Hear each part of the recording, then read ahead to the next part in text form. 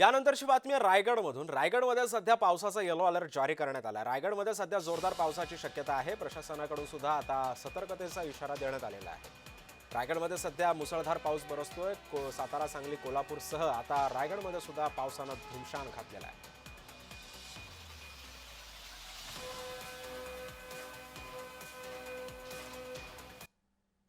दरम्यान रायगडमधल्या पावसाची परिस्थिती आमचे प्रतिनिधी अजेश नाडकर आपल्यापर्यंत पोहोचवतात। अजेश, सध्या रायगडमधल्या पावसाची परिस्थिती कशी आहे?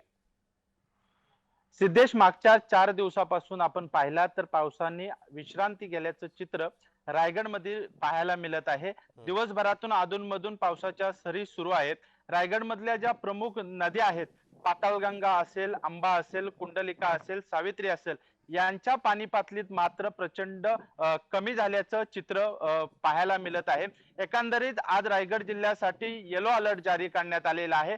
प्रशासनाकडून मुसळधार पाऊस काही भागात होऊ शकतो असा अंदाज जो आहे तो हवामान खात्याकडून वर्तवण्यात आलेला आहे।